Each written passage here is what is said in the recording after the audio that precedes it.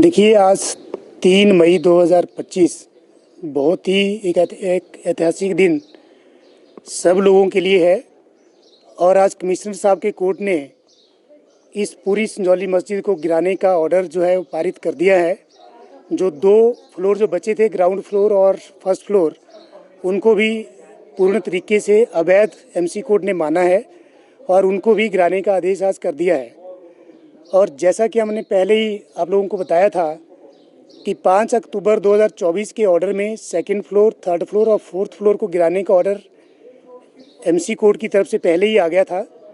और जो ground floor और फर्स्ट फ्लोर थे, आज उनकी भी प्रोसीडिंग्स, जो हाई कोर्ट का आदेश था कमिश्नर साहब के लिए कि वो 6 हफ्ते में इस केस का निपटारा करें, वो निपटारा आज हो गया है। और बल्कि 6 हफ्ते का समय अभी 8 मई को ख़त्म होना था, लेकिन लास्ट वर्किंग सैटरडे आज होने के कारण आज फैसला जो है सुबह 12:45 बजे कमिश्नर साहब ने सुरक्षित रख लिया था, जो कि तकरीबन 1:30 बजे इस केस में फ़ैसला आया है। और जो ये पूरी मस्जिद है, इसको गैर कानूनी माना गया है और इसको गिराने के आदेश दिए गए हैं।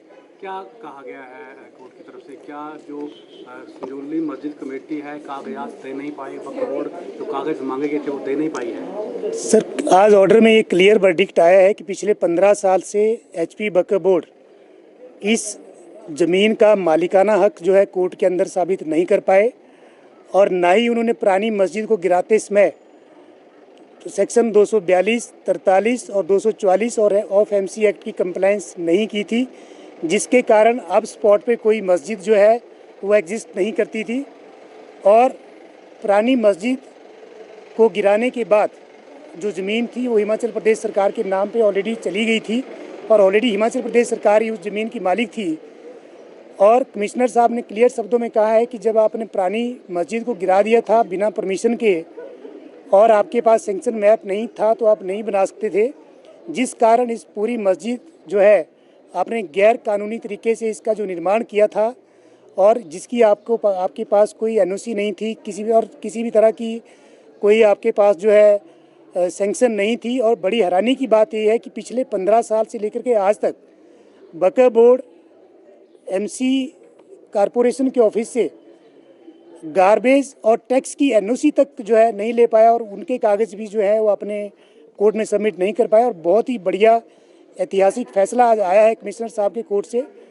और मैं इस बात को मानता हूं कि जिन लोगों ने प्रोटेस्ट किया था, जिनके ऊपर झूठी एफआईआर दर्ज हुई थी, जिन लोगों ने पुलिस के डंडे खाए थे, आज उन लोगों को एक इंसाफ मिला है।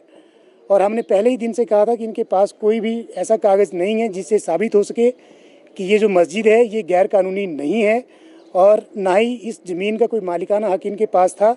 और आज तो कोर्ट ने ये मोहर लगा दी है कि इस जो मस्जिद वाली ज़मीन है इसके ऊपर एचपी वक्फ बोर्ड का किसी भी तरह का कोई हक नहीं है।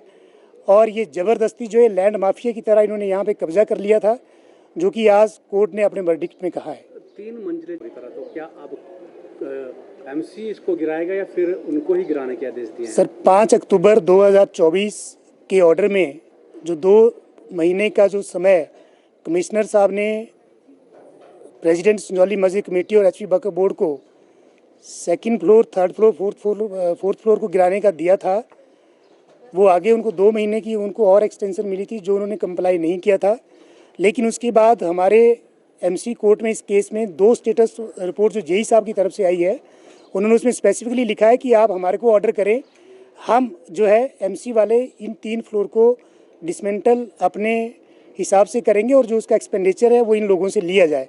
लेकिन आज उस बात के ऊपर कोई वर्डिक्ट नहीं आया और आना भी नहीं था, क्योंकि जो 3 फ्लोर का जो ऑर्डर है 5 अक्टूबर का, वो फाइनल हो चुका है। उसकी जो अपील की थी वो खारिज हो चुका था।